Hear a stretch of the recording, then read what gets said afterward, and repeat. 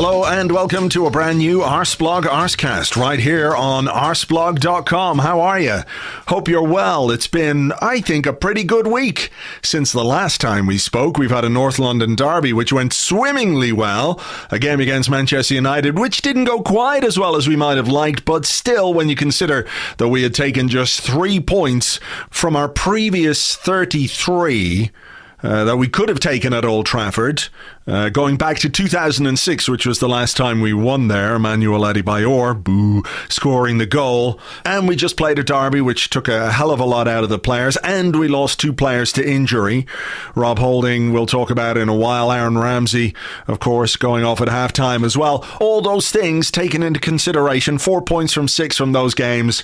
I'm all right with that. And I do get the opportunity missed kind of thing with Manchester United because, well, it's not the strongest United team we've ever seen, and we didn't really cover ourselves in glory when it came to their goals. Both goals, I think you could say, we could have done better with in terms of our defending.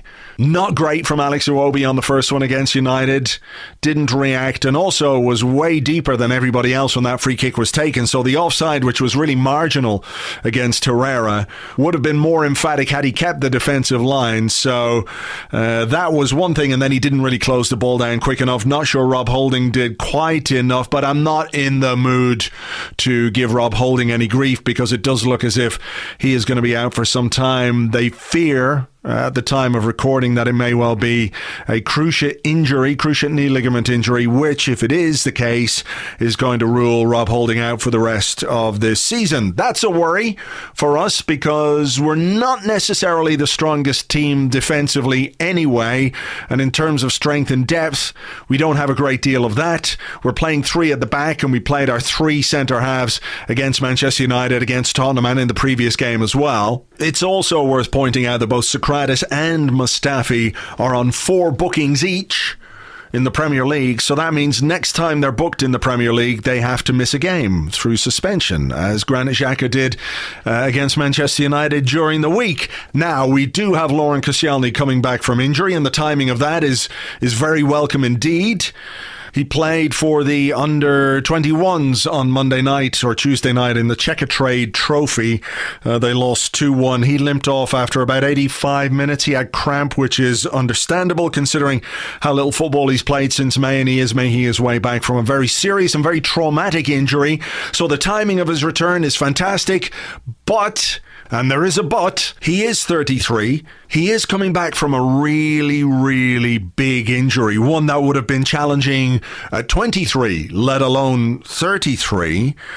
And it might well take him some time to get back up to full speed, if indeed he can ever get back to full speed. There's got to be question marks. That's all I'm saying. Obviously, I hope that he can, and I hope that he can make a big contribution because I think we need him. We have defensive issues. This unbeaten run is great, but I'm quite sure Unai Emery would prefer if his team wasn't quite so profligate at the back. In 14 Premier League games, you've conceded 20 goals, which is much more than anybody else in the top 5. I'm not counting Manchester United in this, but compared to Tottenham, Chelsea, Liverpool and Man City, obviously those 2 in particular have conceded far fewer goals. So we do need something to make us more solid at the back. An injury to Rob Holding is not going to be one of those things, but maybe the return of Nacho Monreal and Laurent Koscielny will help as we go forward and go into a very testing period of the year. The festive fixtures really mount up. We're going to talk about some of those in a little few minutes time with our guest. Just to tell you what we've got coming up as well, we've got a t-shirt competition for you, a chance for you, actually for 2 of you, to win a t-shirt today from goodhonestpro.com. They've got some good Arsenal t-shirts on there, so listen out for your chance to do that a bit later on. It'll be a competition. I'll ask you a question, which will of course be fiendishly difficult, and you can answer the question and you might win yourself a t-shirt. I'll also give the winner of the David Squires book. David was on the podcast a couple of weeks ago, and we'll have the winner of that competition around the same time as I give you a chance to win something else. What else? Oh, yeah. I just want to say thank you very much indeed to everybody who listens to the show, not just for listening to the show, but for your votes and for all your support, because this week we won an award at the Football Supporters Federation Awards. It was Best Fan Media, something which seems to cause a little bit of confusion to Arsenal fans on Twitter, because a lot of people read that as Best Fran Merida. So much so, and we were not expecting to win the award, that Andrew Allen actually did up a little image of Best Fran Merida, which he was going to tweet when somebody else won the award on Monday night. Andrew and James were there. I couldn't be there because I was doing an event here in Dublin. I committed to that event before I knew we were one of the finalists. So they were there. They had a lovely free meal and drinks and all that kind of stuff, and they got to win the award. So we are not only Best Fan Media, but Best Fran Merida. Nobody can come close to us when it comes to being the Best Fran Merida. We're the best Fran Merida we can possibly be. So we're all very, very happy with the award, because it wasn't just for me or for Andrew or for James. It was for everybody that contributes to the site. We've got a big team of people working on Arseblog. Tim Stillman, of course, you know, who is doing Arsenal Women and whose column you read every week on arsblog.com. George Bird, who does our reserves and youth coverage. We've got a new match reporter this season, Hatta. He's doing that. Scott is doing the by the numbers, the stats pieces after all our big games this season on Arseblog News as well. And Tom, who looks after things from a technical point of view, has done amazing work in the last 4 or 5 weeks. We were having some issues with the site. Whenever something got a bit too big or a bit too exciting, our servers would sort of go... And Tom has made it all better. So everything is working great, and thanks to him for that. And thanks to all the team for the work that they do and for making sure that you guys have got great Arsenal content to read and to listen to and to watch and everything else.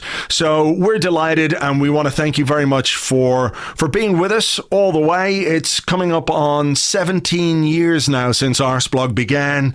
And, you know, I like to think we're doing a good job in this ever-changing new media landscape, but we couldn't do it without you, and we couldn't do it without you being with us on a consistent basis and supporting us both here in the podcast, on the site, on Patreon, and everything else. So I just want to say a big thank you to you. Thank you. I think that's a big thank you. That was the best I could do at very short notice. Just before we talk to our guests this week, I want to play you a little clip from another podcast. A comedian, an American comedian called Bill Burr, who I'm sure many of you will know from, well, being a very famous comedian. He's also an actor. He was in Breaking Bad. And a few years ago, he attended an Arsenal game, and he spoke about it on his podcast. So I think he has a little bit of a soft spot for us. In his latest episode, he's talking about being on the road. He's in New York. He's feeling a bit lonely, and he was watching a bit of sport to try and pass some of the time. And he referenced the North London derby when Arsenal, you might remember, beat Tottenham 4-2. You know, we were winning 1-0, and then they went to 2-1, and Eric Dyer was all shh, remember? And not long later, Eric Dyer was made to look like, well, the right chump that he is. Contributing to Alexandre Lacazette's goal, which put us 3-2 up, and his hapless immobility allowed Lucas Torreira to spin around him, his own gravitational force and that of his gigantic head, which looks like somebody has taken all the cuttings from a barbershop floor and glued them onto a fucking beach ball. When that's on your shoulders, folks, it is hard to stay upright. But it's also hard for us not to laugh at him. Anyway, I was just trying to set the scene for the derby, which of course you all remember. But this is Bill Burr on his Monday morning podcast talking about that. Hey, what happened over in England with the London Derby, which I thought was like a fucking horse race? This team that I never even heard of, I guess was up 2-1 against Arsenal. Arsenal. 1-0 Arsenal, right? They're fucking up on them, and then they somehow, they were up 2-1, somehow they lost 4-2. Everybody was losing their fucking minds. Pictures look incredible. I wish I watched the game. Having said that, knowing nothing about the Premier League, you know, if you just look at both their uniforms, you know who you're putting the money on. You know, one of them looks like a professional uniform. The people who lost, that looked like a kid drew it. So there you go. Some team I've never heard of. Even after he's heard of them, he still hasn't heard of them. That's how irrelevant they are. And I think we can all take his point about the shirt. Thank you to, let me just get it up here, Chris Stavru for sending that through to me by email and giving me the heads up on that. And you can listen to Bill Burr's Monday Morning Podcast wherever you get podcasts, of course. Right, let's get on with the show. And joining me to discuss a week which has been, like, I guess 95% enjoyable, perhaps 5% not as enjoyable as we might like, we've got Goonerholic. How are you, sir? I'm fine, thank you, Blogs. Thanks for the invite. Looking forward to this. Pleasure as always. And the man from East Lower, good evening to you. Watcher, there's a bit of variety. We haven't had that's what I was looking for, that's what kind of dive in with something a bit different. Yeah, we haven't had a Watcher in all the years on the podcast, so there's something new for people after 504 episodes. Holic, can I start with you, please? It would be, I think, remiss of us as Arsenal fans, regardless of our tenure, however long-standing we've been as Arsenal fans, not to talk a little bit again about what happened at the Emirates on Sunday, because not only was it hugely enjoyable, not only was it a fantastic win over that lot, which is always something that brings us joy and happiness and glee, particularly at this time of the year when goodwill to all men abounds to Arsenal fans, but certainly not to them. It felt like a really significant performance and result under the new manager.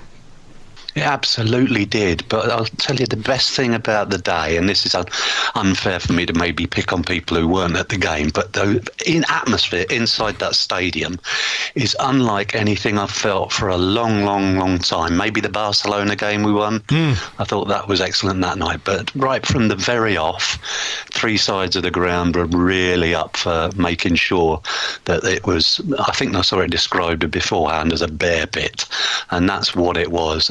Even when Tottenham went 2-1 up, it was even more of a bear pit. So congratulations to the 12th man and everybody who was in there for adding to the enjoyment of the day. But it had something of everything, didn't it? Had 6 goals, massive handbags, little bit of banter going on. What's not to love? It was an old school North London derby. Given your seat, were you behind the opposition? I was indeed, and I exchanged the occasional viewpoint with Mr. Pochettino.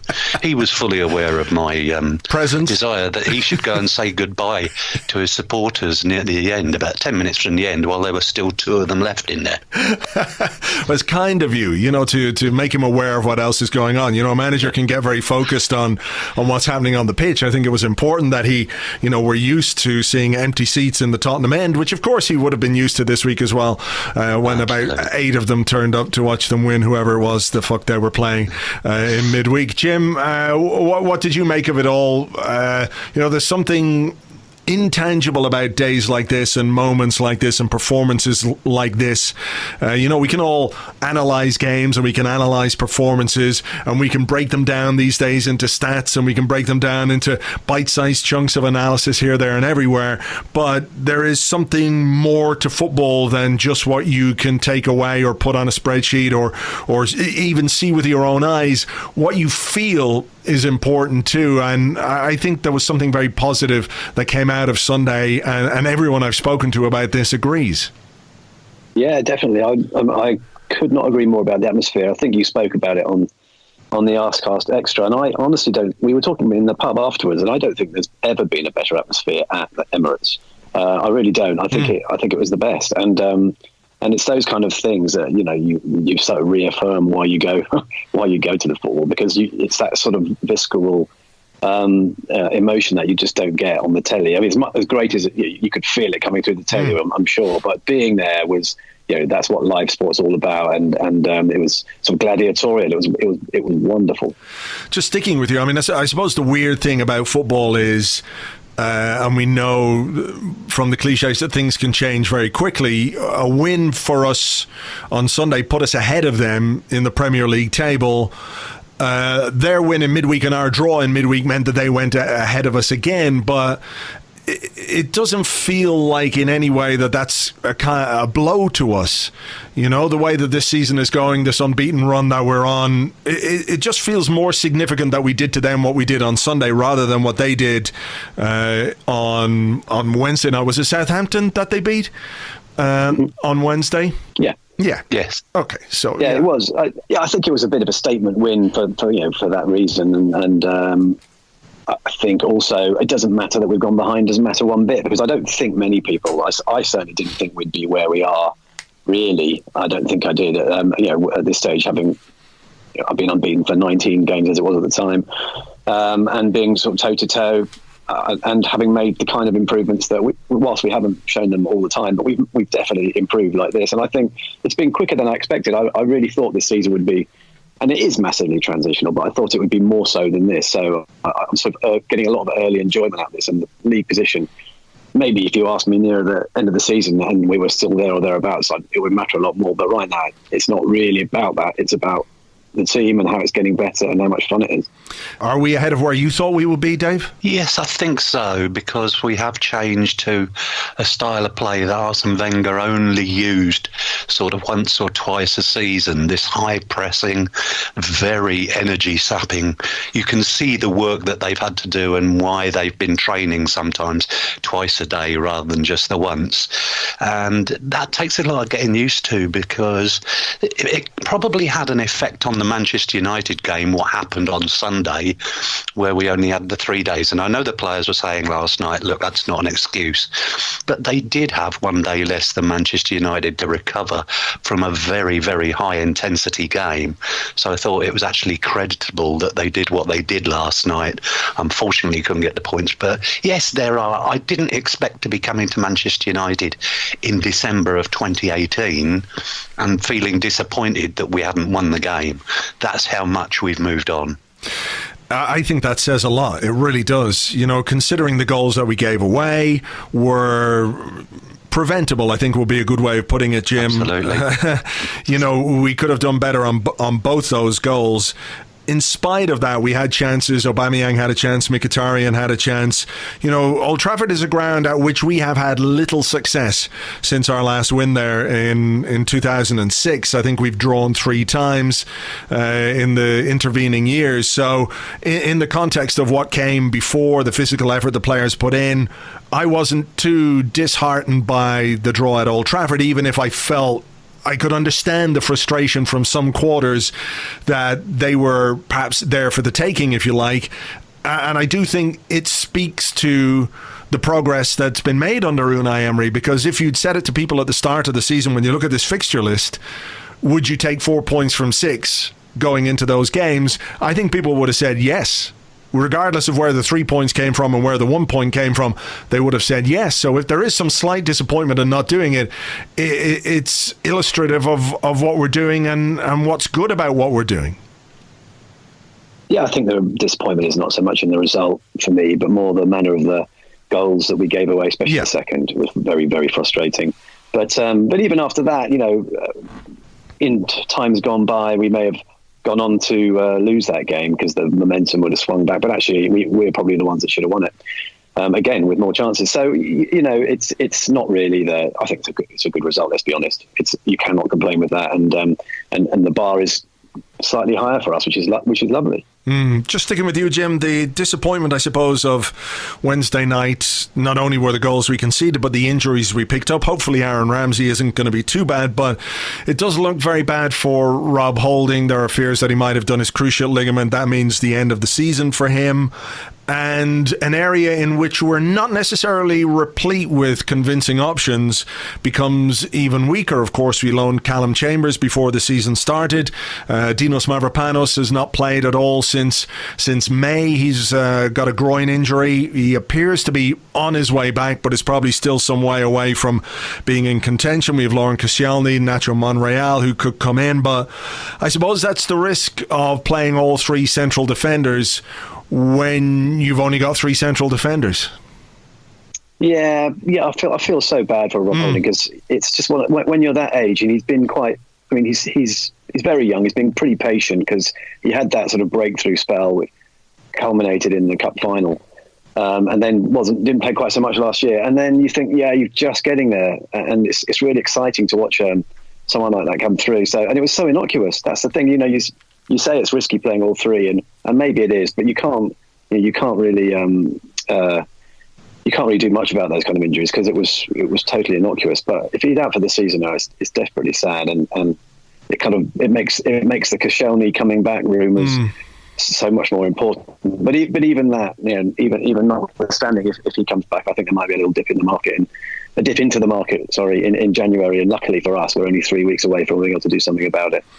Yeah, it was a real shame, wasn't it, Dave? Because he is one of the players this season who has made genuine progress. I think it's interesting to note that both Bellerin and Rob Holding have improved considerably, even if Unai Emery is still finding it difficult to achieve the solidity he would like in defence. So it's a real blow for him, and one of those where you look at the incident and you think, there's not much in that, and those often tend to be the ones which cause the biggest problems. I know some people were complaining about Marcus Rashford and the challenge, but I didn't see a great deal in the challenge. Nothing that we wouldn't, for example, have applauded Lucas Torreira for doing if he got stuck into a United player in the same way. Yeah, I agree with that, every word. And I feel desperately sorry for Rob Holding because he must have been knocking on Gareth Southgate's door. He must have been very close to an England call-up. Because if you're playing well for Arsenal, that's the obvious next step. But, well, let's hope we've got 48 hours in which they sort of have to let the swelling go down and reevaluate the thing. But I think they've got a pretty good idea, and I think you could tell that from the way Unai covered it in his press conference afterwards.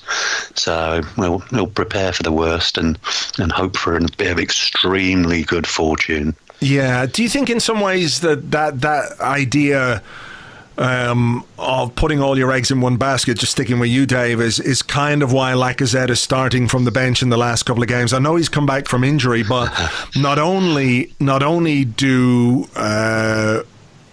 we need to have something in reserve on the bench, we're also in a situation where we've got two strikers. We're without Danny Welbeck, who was a very versatile and useful option. For Lacazette and for Aubameyang, he could play as a striker. He could play in one of the wide positions. We are not necessarily on bare bones, but it is probably going to give him some pause for thought, isn't it, when he thinks about how does he use his squad? Can he use both of his big strikers at the same time and run the risk of one of them getting injured and having no backup? Or is it a case, do you think, that maybe he's just got to have some faith in their fitness and durability and hope that the ill-fated winds of football don't blow across the pitch when the two of them are on there? It's funny that this question's fallen to me because I had a very similar discussion last night. The fact that we did play our only three fit central defenders, this was always an accident waiting to happen, but it may have been timed well because I think we played with a back three in the last three matches specifically so that we were ready for the last two, if you get my drift. And I think the next run of fixtures, we don't play anybody really until Liverpool in Christmas week. I think the next run of fixtures, he was always going to go back to a flat back four and bring Lacazette back in up top, which I think would be his preferred option. I know it then gives us the Aubameyang problem, but actually I don't disagree with having Aubameyang interweaving, if you like, with Lacazette. So when the play comes down the left, Aubameyang's on the left. When the play comes down the right, Lacazette goes out there and Aubameyang becomes the middleman. And I think there's some more work we can do there with it. But yes, it was, I don't like to call it fortunate timing, but I think that was probably the plan anyway. Could be worse timing. Could be worse. Yes. I think that would be the way to look at it. And maybe we're looking at a team, because of Emery's tactical flexibility, Jim, we're looking at a team who will adapt. I mean, we've seen it. We've seen him adapt during games. We've seen him adapt from game to game, different formations, even within games. We're playing different formations. And I think one of the things that went not overlooked necessarily, but in the euphoria of winning that Tottenham game, it was not mentioned greatly that we changed formation when Mustafi went off.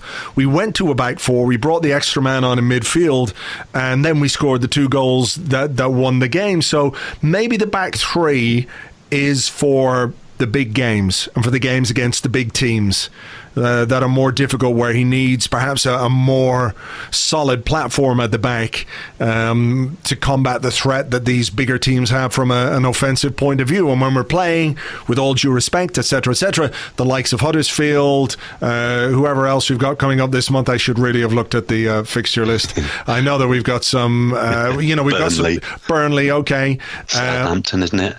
Brighton as well, I think. So, those kind of games, he may well use a back four, and that might ease the burden a bit at the back.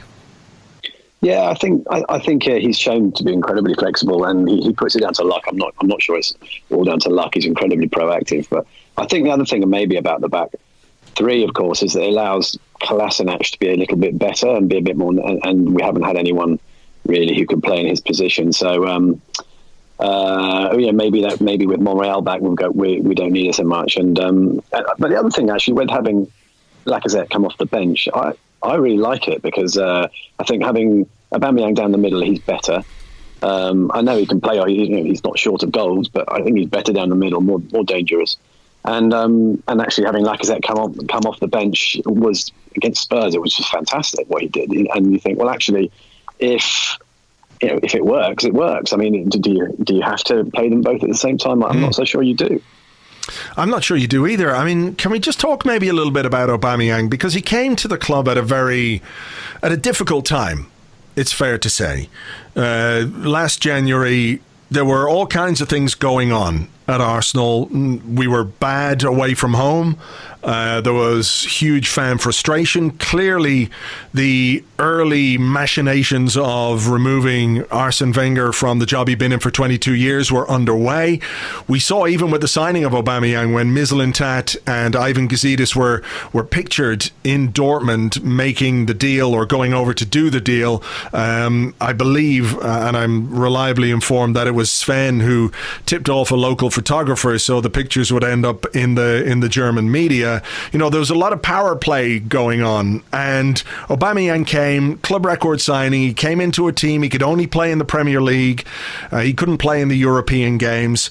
It was a traumatic, difficult time at Arsenal, Jim, and he's come in these 12 months, more or less, under a new manager, new system, new regime, new coaching, new training, renewal, all that kind of stuff going on. And in 32 appearances for Arsenal, maybe it's 33 now, because I think this could have been just before last night. In 32 appearances, he has 22 goals and 6 assists. Now, a lot of the time he's been playing in a position which he isn't necessarily that comfortable in, or which doesn't necessarily get the best out of him.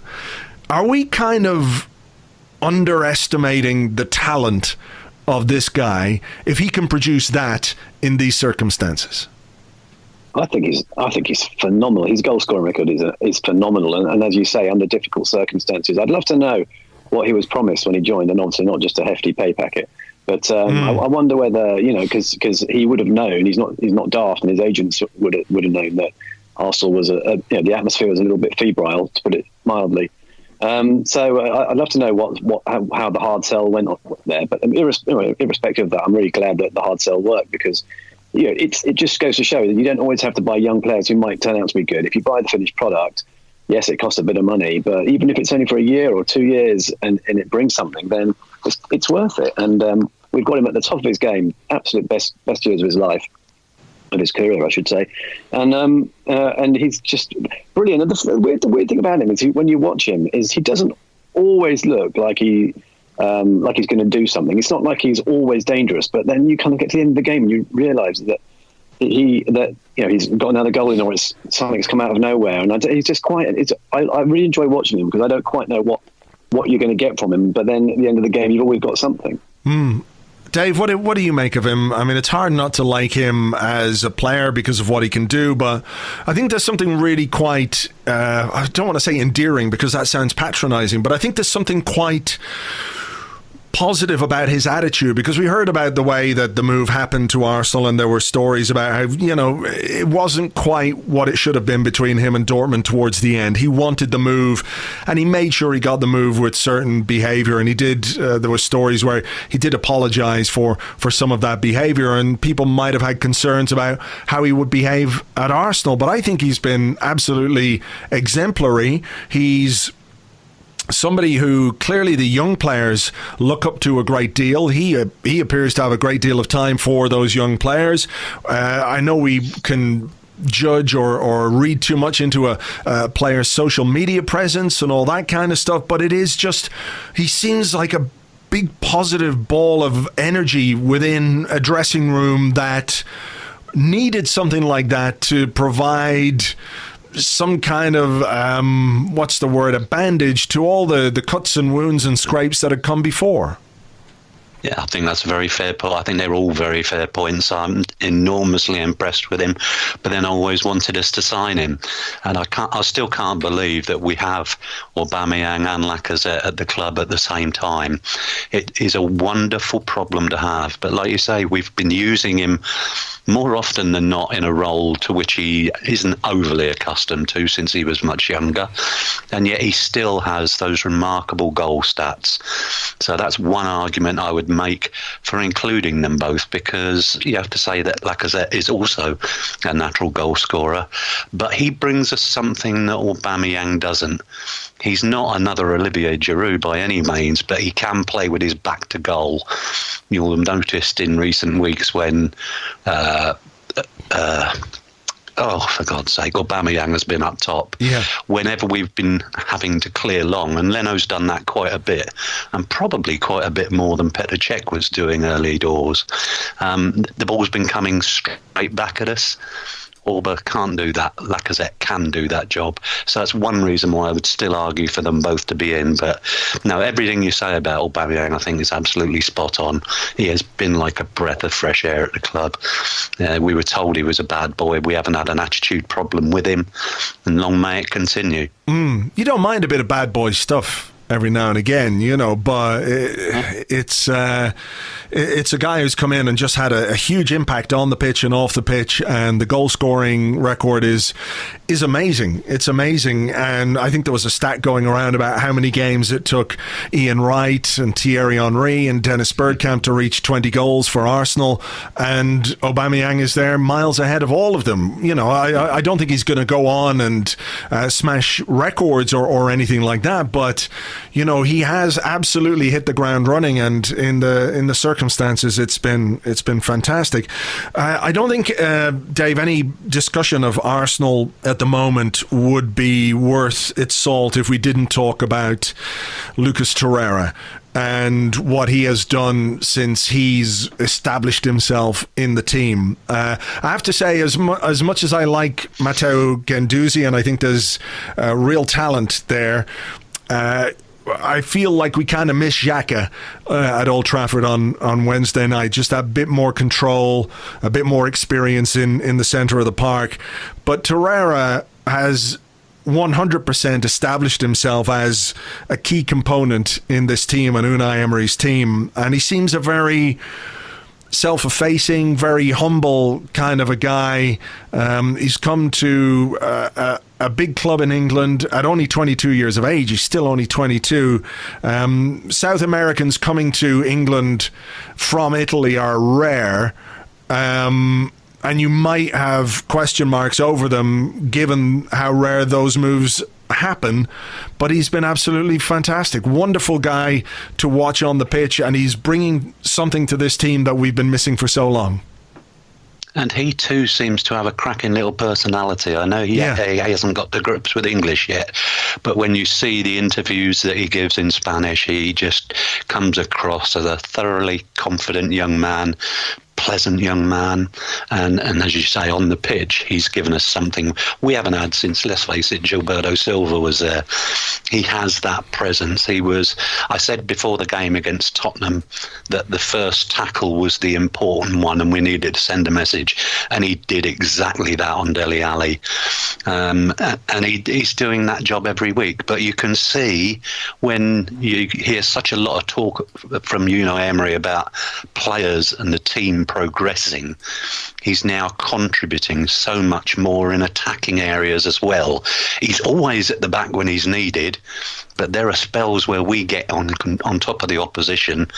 And for example, the Tottenham game, his goal, that's a wonderful way to get off the mark against the North London rivals. I was so pleased for him, and I think we've got ourselves a proper bargain there. Yeah, hell of a first goal to get, Jim. And when you consider the price tag was £26 million, there are players going for a hell of a lot more in this current market who wouldn't give you anywhere near as much as what Torreira is giving Arsenal right now. Yeah, it's an absolute snip. And yeah, I just love the little dude. I think he's phenomenal. You know, one of those things I've often wondered, if I ever had the chance to talk to Arsene Wenger in a sort of interview type scenario, one of the questions I've always wanted to ask him is, you know, we had power in our midfield for years under him. And then suddenly we didn't, you know, after Gilberto, and why? You know, and why, when it was patently obvious we needed some bite and some dynamism? You know, why did we never really end up with it? Was it just bad luck, or was it by design? Because you look at the difference he's made to the side, and it's huge. And he's absolutely and rightly become a mainstay, linchpin in the side now. And I also like the way Emery introduced him, and you know, not sort of hello, my name is, not that kind of introduction. I mean, in the beginning of the season, like, we didn't see him, did we? And you kind of think, yeah, partly that's because he was at the World. You know, partly because he'd been playing, I think, was it for Uruguay? Yeah, it was at the World Cup, yeah. Yeah, right. And so it was partly that, and which was an element of it. But I just think psychologically it's good that, you know, you can bring someone in a bit slowly, get them a bit hungry, and he did a bit the same with Lino as well. And I don't think that's been such a bad thing either, because it's allowed him to be a bit fresher and to get to see the pace of the game and the way things happen without diving straight in at the deep end. I'm not saying he wouldn't have been brilliant; he probably would have. But I don't think it's been a bad thing that he didn't really kind of kickstart his Arsenal career until a few games in. It feels to me, Jim, like there's perhaps a collective decision-making process going on when it comes to using players. I'm not saying Unai Emery doesn't have final say or anything like that, but when a player does come back from the World Cup, and he will have been assessed by this medical team, this new medical team that we've got in. And perhaps it's a little bit ironic we're talking about them, because I think generally things have improved considerably in terms of the amount of injuries that we have in a week when we've picked up a big injury. But the two injuries that we've had this season, Danny Welbeck and Rob Holding, both freak injuries, really. There's no amount of fitness training or calisthenics or anything else you can do. Calisthenics is 1972 again. You know, there's no amount of preparation you can do that will prevent a player picking up that kind of injury in just freak circumstances. But it feels like he was eased back into action because this was the best thing for him coming back from the World Cup, and to make sure that he didn't just blast his way into the Premier League, then fizzle out around November, December. Easing him in has allowed him to find his form and find his rhythm at a really good part of the season. Yeah, and just adjust to a new country and a new club, and you know it's a big and I think it was a really good idea. And the temptation would, of course, being when you want to make a big impression and you've got Man City and Chelsea in your first two games, to just chuck them in, but they didn't. And like you say, whether it was his decision or more collegiate, it doesn't really matter. I think ultimately it was a good decision in hindsight. Just when you mentioned Man City and Chelsea at the start of the season, I was looking at some of the fixtures. We've been a little bit unlucky. Unai Emery's had a little bit of bad luck when it comes to fixtures. You think those two games to kick us off? We have our longest, a big long away trip. It would have been our most time-consuming away trip had the game not been moved to Kiev in the Europa League, followed up by North London derby, then Manchester United 3 days later. And actually, later in the season, we have got Manchester United and Tottenham again within a week of each other. And I think there's probably a Europa League game squeezed in the middle of that as well. So the fixture list hasn't really done Unai Emery a great deal of favours this season. But I think, clearly so far he's coping very well. But speaking about what's coming up in fixtures and how hectic things are going to get, Dave, we have a Carabao Cup game against Tottenham, a North London derby, and we also have a Europa League game against Qarabağ as well at home. Both of those games are at home. But when you look at the fixture list, how do you think we should approach those particular games? It was a very, very young team that went to Kiev to play against Vorskla. I suspect it will be something quite similar for the game against Qarabağ. Having an eye on the amount of games and the amount of football we have to play. If Emery can give some players a week off, I think he'd be wise and quite right to do so. But I suppose the one I'm curious about is the Tottenham game and how he marries the importance of the occasion with the bigger picture and the need to get Premier League points on the board. Like, is anybody going to be that unhappy if we're not in the Carabao Cup? Like, if we lose to I don't know, Wolves in the Carabao Cup, does anybody really care? But obviously when it's Tottenham, it just adds a little bit of extra something to it. Spot on. Both of those. Qarabağ, I think you go with the side that did so, by the way, played very well when they went out to Kiev. So I think they've possibly earned another crack at it. The Tottenham one worries me in as much as the earlier rounds, what we were doing was actually using the members of the first team squad who weren't playing with just a couple of the kids. Now, of course, a lot of those squad members or first team players are injured. And so I don't know that you'd throw the under-23s into a North London derby for a Carabao Cup quarter-final. It would be a hell of a night for them, but Tottenham, I'm pretty sure, will come with a relatively full-strength side, because I think they must by now understand the importance to them of winning a trophy at some point, because it's glaring omission. It's been a while. Oh, Jesus wept. I think we'll probably see quite a strong side. Maybe he'll give a chance to Emil Smith-Rowe, maybe Eddie Nketiah, but I don't see too much more in the way of youth and reserve than that for that quarterfinal. Interesting. Jim, how do you view that one? I know it's a little while away. It's not too far away, but to me, if he's going to play some fringe players and the guys on the verges of the first team, I'm absolutely okay with that. I'm not sure I'd like to see him try and match Tottenham. I think Dave is right. I think Tottenham will come with a pretty strong side, because they don't really have a great deal of depth when it comes to their squad anyway. So I think it's going to be strong enough. But I think we have to look at the bigger picture. I think we have to look at the fact that we've got another 3 or 4 games, after that one before the end of the year, and one of those is Liverpool at Anfield. So do we have to kind of bite our tongues if he decides to not pay as close attention to that game as some people might like? I think, I agree with obviously the Carabao one. We're through the top of that group anyway. He can play who he likes. We can stick the under 15s out. It wouldn't make any difference, would it? So I think that one is the one that you can just do what you like with. But the Spurs one, I'm not so sure he'll change that much. As in, I don't think he'll go that week. It'll partly be because momentum is such an important thing. to keep that up. I think also the fact that a lot of people didn't expect us to turn Spurs over in the way we did, and suddenly I think there's that kind of narrative of Arsenal roaring back, and I think actually it'll be nice to keep that up.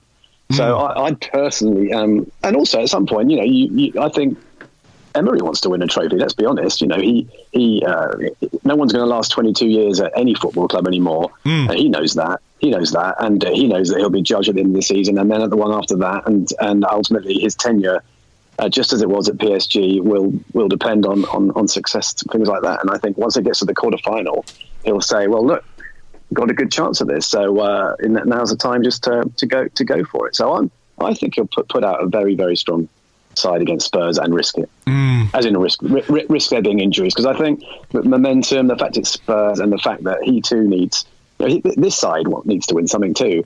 And he needs to. So I think he'll take it seriously. Fair enough.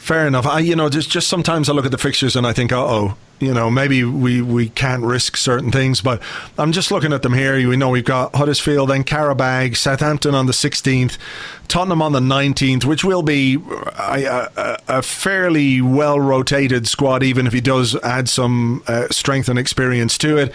Then it's 4 days later, we've got Burnley. 4 days later, we've got Brighton. 3 days after that, we've got Liverpool. And then I suppose the one that would be really challenging is an away trip to Fulham, just 2 days after a trip to Anfield. No, we've got Fulham at home, rather. Sorry, yeah. Fulham at home on New Year's Day. So maybe I'm just being a bit too cautious about the whole thing, and we should play everyone and just fuck them up. I think maybe that's a good idea. Yeah. Okay. Let's keep it up. It was so delicious. Let's not risk it. I think he's got to go for it. Okay. Well, on that note, I think fucking up Tottenham again is something we can all get behind, and I think that might be a good point at which to leave this conversation. So I'm delighted to have shared it with you, and the fucking up of Tottenham and the enjoyment of fucking up Tottenham last Sunday. Holic, a pleasure as always. Thank you ever so much, Vlogs. I enjoyed it a lot. Jim, thanks a million. Cheers, no problem. Thanks. Thank you very much indeed to Goonerholic. You can find him on Twitter at the Goonerholic, and also at Goonerholic.com. And the man from East Lower, he is at East Lower, and occasionally blogging at eastlower.co.uk. That's eastlower.co.uk. Perhaps this new Unai Emery era is going to spark him into a new era of blogging. A bit like when Sol Campbell came back to play for Arsenal, something like that. I reckon that's what it is. Now, I told you I would give you the winner of the David Squires book competition. David Squires, whose cartoons I'm sure you all know are in the Guardian. Amazing stuff. This week's one was particularly great, where Unai Emery spoke about how he's learning English, about how he's watching Peaky Blinders. Peaky Blinders to learn English. Not an easy show to learn English from. Just sort of imagine him going around the training ground going, "Good eyes, good eyes." Spoiler alert, holy shit, wow. Anyway, if you've seen the show, you know what I'm talking about. If you haven't seen it, don't worry about it. Anyway, David Squires doing Gunnersaurus as one of the Peaky Blinders in his latest cartoon was a moment of great genius, on top of all the other fantastic genius moments that David has produced in his cartoons down the years. The question I asked you was about which Arsenal boardroom member appears in his cartoons quite regularly. The answer was Sir Chips, and the winner of the book is Russell Hickman. Russell Hickman, well done to you. Thank you to everyone else for the entries to the competition. Russell, I'll be in touch. I'll get your address and we'll get the book sent out to you as soon as we can. If you didn't win, fear not. We've got another competition for you. We have 2 t-shirts to give away with thanks to our friends at goodhonestpro.com. That's goodhonestpro.com. Just visit the website and pick whichever t-shirt you would like and answer this terribly difficult question. Lucas Torreira signed for Arsenal this summer from an Italian club. Which Italian club did Lucas Torreira sign from? Answers, please, to competition@arsblog.com. That's competition@arsblog.com, and we will give you the winner on next week's show. So, this weekend, we've got a game against Huddersfield. We've got some team news. It doesn't look like Mesut Ozil is going to be fit. What is the sound of a 47-year-old man shrugging? I'll tell you, this is what it is.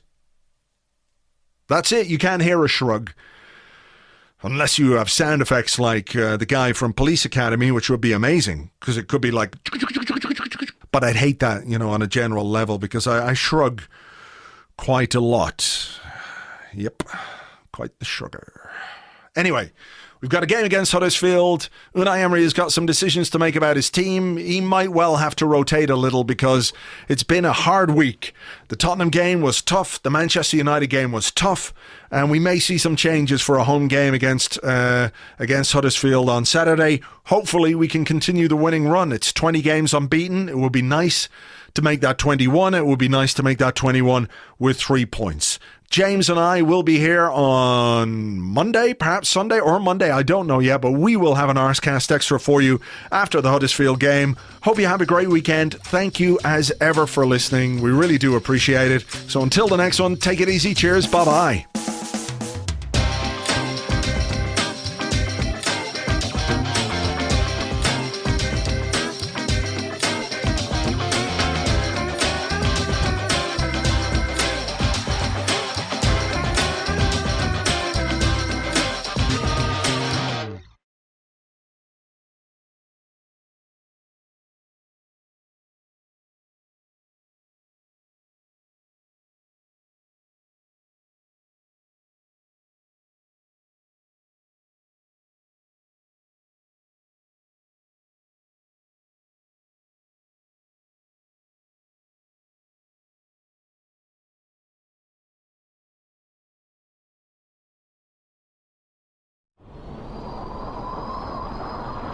You join me here on the Tottenham Marshes, one of the most isolated, desolate, loneliest places on the face of this planet.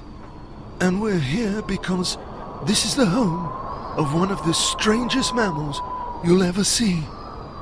The Eric Dyer. A fully grown Eric Dyer can weigh up to 95 kilos and is easily distinguishable because its head looks like a badly inflated balloon. But what makes the Eric Dyer so remarkable is not just his grotesque physical appearance, but his behavior. Lacking any kind of self-awareness, he openly taunts other creatures far superior, more intelligent, stronger, and more successful. On a visit to neighboring territory, he finds some scraps on the floor. He puts his fingers to his lips as if to say, shush. But his joy is short-lived. As the Eric Dyer makes his way back to his own lair, he gets absolutely fucked up by a little Uruguayan. For a long time, he lies on the floor. Most creatures would learn a lesson, but not the Eric Dyer. Quite how it's managed to survive this length of time without extinction, nobody knows. Very often, nature amazes us with her perfection. But sometimes, as in the case of the Eric Dyer, we realize that not everything goes according to plan.